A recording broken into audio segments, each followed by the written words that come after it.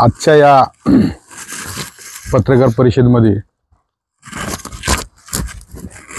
महत्त्वाचा मुद्दा मांडण्यासाठी मी आज या पत्रकार परिषदेमध्ये आयोजन केलंय। वंचित बहुजन आघाडी या पक्षाचा जिल्हा अध्यक्ष म्हणून दिनांक 17/11/2024 रोजी माझ्यावर जो भ्याड हल्ला, जीवघेणा हल्ला झाला, त्या हल्ल्याच्या नंतर ज्या पद्धतीने शासन प्रशासन ज्याने हल्ला घडवला किंवा हा हल्ला घडवण्यासाठी जे नियोजन केलं, असे विद्यमान आमदार भास्कर जाधव यांना आज तगायत आजपर्यंत कोणत्याही परिस्थितीत त्यांना अटक केलं जात नाही। आणि म्हणून आदरणीय बाळासाहेब आंबेडकरांशी ज्यावेळी माझ्यावर हल्ला झाला त्यावेळी साहेबांनी सांगितलं की आचारसंहिता संपल्यानंतर जिल्ह्याच्या वतीनं आपण याच्यावरती प्रकाश टाकला पाहिजे। आणि म्हणून काल आमच्या जिल्हा तालुका विभाग या सगळ्यांची उत्तर रत्नागिरी जिल्ह्याची पहिली काल मीटिंग घेतली। 100 ते 150 कार्यकर्ते त्या मीटिंगेत उपस्थित होते आणि एक ठराव घेतला गेला की आम्ही बहुजन वर्गाचं काम करत असताना आमच्या सारख्यावरती जेव्हा हल्ला होतो, त्या हल्ल्याच्या पूर्वी ज्या पद्धतीने विद्यमान आमदार भास्कर जाधव साहेबांनी ज्या पद्धतीने वक्तव्य केलं, त्याचा निषेध म्हणून आम्ही बहादूर शेख नाक्याला मोठं व्यापक मुंडनचं आंदोलन केलं होतं।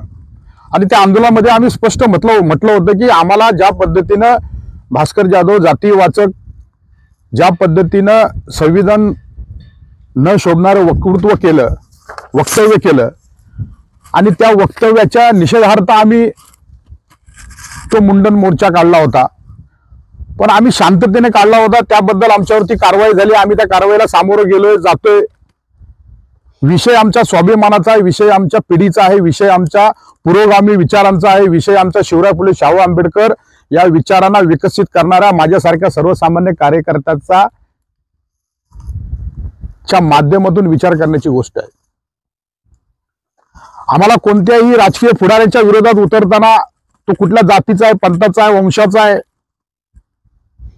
हे न बघता तो कोणत्या विचाराशी विकसित करण्याचं काम करतोय, मतदारसंघामध्ये कशा पद्धतीचं विकसित काम, सामाजिक, शैक्षणिक, सांस्कृतिक, आर्थिक, प्रबोधनात्मक काम कसं करतोय, कोणत्या दर्जेदार कामाला त्यांनी हात घातलाय, असं कोणत्या आमच्या या 264 गुहागर मतदारसंघामध्ये न दिसता उलट जातीमध्ये वेगवेगळ्या विविध जातीपंथातल्या लोकांना, व्यक्तींना कसं आपापसामध्ये लढवून आम्हाला नुसतं विदूषकाच्या भूमिकेमध्ये काम करून लोकांना दिशाभूल करून लोकांची मते एकवटायची, एवढंच काम भास्कर जाधवांचं आहे। आणि ज्यावेळी आमच्या समाजावर असं बोललं गेलं की पूर्वीचे महार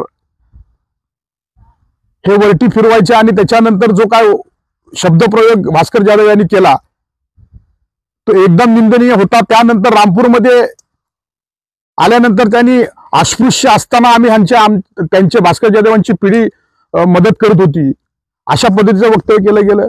त्याच्यानंतर ज्या दिवशी रिझल्ट लागला विधानसभेचा, त्यावेळी एका कुठंतरी पत्रकार बंधूंनी विचारलं की ही एवढी तुम्हाला जी कमी मतं पडली ते वंचित बहुजन आघाडीचे जिल्हा अध्यक्ष अण्णा जाधव यांच्या आंदोलनामुळे झालं का? त्यावेळी त्याची जी काया होती, जी शरीराची रचना होती, जी बोलण्याची भूमिका होती, ती केवळ आणि केवळ सूरबुद्धीची होती, हे सातत्याने जाणवत होतं। आणि ह्या सगळ्या गोष्टीमध्ये ज्यानंतर आम्ही मुंडनचं आंदोलन केलं, त्यानंतर विद्यमान आमदारांनी जिथे जिथे त्यांचं प्रचार प्रसार होतं त्या सगळ्या प्रचार यंत्रणामध्ये मला वाटतं संगमेश्वर की देवरुखच्या सभेमध्ये त्यांनी एक उदाहरण दिलं होतं गरुडचं आणि कावळ्याचं। गरुड गरुडाच्या पाठीवर कावळा बसलाय आणि तो चोचीने त्या गरुडाचं चेष्टा मजाक करतो, पण त्याला हे माहिती नाही की गरुड कधी कावळ्याला झेप मारून संपवून टाकल. ह्या भूमिकेतले क्रूर कायदे, क्रूर पद्धतीने, सूरबुद्धीने माझ्यावर जो हल्ला झाला त्याचा आत्ता कुठेतरी उलगडा आमच्या वंचित बहुजन आघाडीच्या माध्यमातून होतोय की याचा सूत्रधार, याचा मेन मारेकरी, याचा मेन प्रमुख विद्यमान आमदार भास्करला आतापर्यंत अटक का केलं गेलं नाही. आमच्यासारख्या सर्वसामान्य म्हणजे इथे जातीपातीचं राजकारण येतंय की काय? जर इथं जातीपातीचं राजकारण येत असेल तर मला इथल्या पुढाऱ्यांना सांगावं लागेल की हा माणूस कोणाचाच नाहीये. ग्राम देवस्थेच्या मंदिरामध्ये ज्यांनी देवी समोर लोकांना शिव्या गाळ्या करतो त्या देवतेची ह्याला भीती नाही, तर हा कोणत्याही राजकीय पुढाऱ्यांच्या किंवा असं कोणाला वाटत असेल की ही व्यक्ती पुन्हा तुम्हाला काहीतरी उपयोगी येईल, ही बिलकुल व्यक्ती उलट्या काळजाची आहे. हे प्रत्येक इथल्या राजकारणी माणसांनी लक्षात ठेवावं. आज माझ्यावर हल्ला झालाय, उद्या तुमच्या नरड्याचा घोट घ्यायला हा माणूस मागे पुढे करणार नाही. आणि माझं प्रांजल मत आहे की ह्याच्यावर आतापर्यंत कारवाई का गेली नाही. प्रामुख्याने आम्ही पाहतोय की इथली त्याची जी काय वृत्ती आहे, त्याची वक्तृत्व आहे, या सगळ्यांसमोर जाताना आम्ही आता ठरवलंय की आचारसंहिता असताना सुद्धा आम्ही मुंडनचा कार्यक्रम केला. आमचा समाज 450 ते 500 मैदानात उतरला होता. त्याचा फटका, त्याचा तोटा कुठे बसेल, कसा बसेल हे आम्हालाही माहिती नाही. परंतु आता मात्र आचारसंहिता संपले, आता मात्र शासनाने जे काय बंधनं टाकली ते हळूहळू उठायला लागलीत.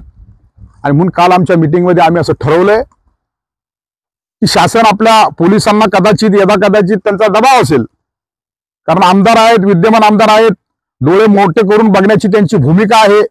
जसं बेडूक पाण्यात असतो आणि काही वाटलं का त्याला वाटतं की मी मोठा डोळा केला का सगळं पाण्यातलं नष्ट होतं, तशा पद्धतीचं बेडकाच्या भूमिकेमधले हे विद्यमान आमदार भास्कर जाधव जर असं वाटत असेल त्यांना की मी अण्णा जाधव एक दलित कार्यकर्त्यावरती, एका शिवराय फुले आंबेडकर विचारांच्या कार्यकर्त्यांवरती हल्ला केला, तर हा माझ्यावर हल्ला नाही, हा बहुजनांवरती हल्ला आहे. ही बहुजनांना चापती आहे, या बहुजनांचा अपमान आहे.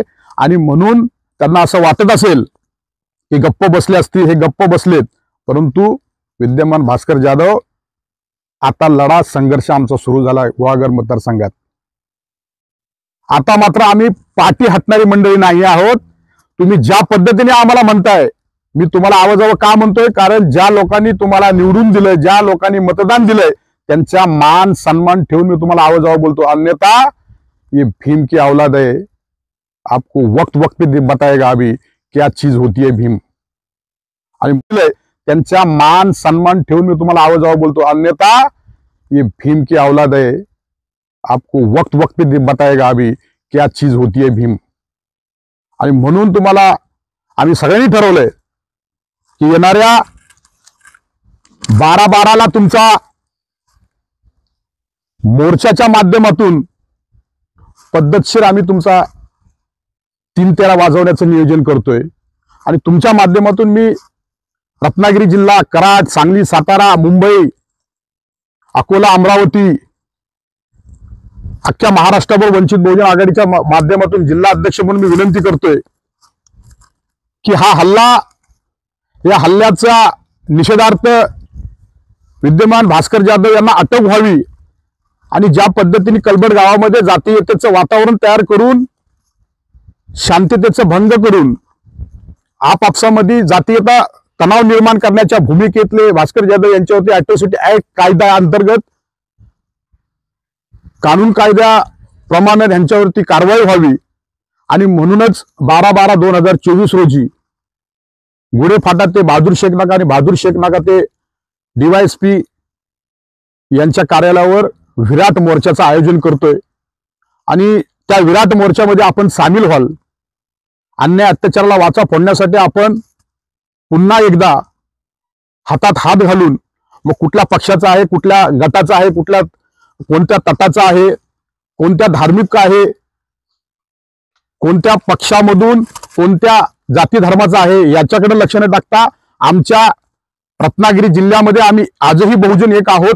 भविष्यामध्ये एक राहू. आमच्यावर कोणी हल्ला करत असेल त्याचं प्रत्युत्तर दिल्याशिवाय आम्ही सोडणार नाही. आणि म्हणून पहिले आमची जी पाऊल आहे ते आमचं विराट मोर्चाच्या माध्यमातून 12/12/2024 रोजी आम्ही मोठ्या तादादमध्ये या चिपळूणच्या ठिकाणी जमा होणार आहोत. आणि प्रशासनाला कदाचित त्यापूर्वी सरकारही बसेल आणि सरकारलाही आम्ही जाब विचारणार आहोत की हीच असते का विकासाची प्रगती, हीच असते का लोकांबरोबर लोकांनी दिलेल्या मतांचं परतफेड करण्याची पद्धत.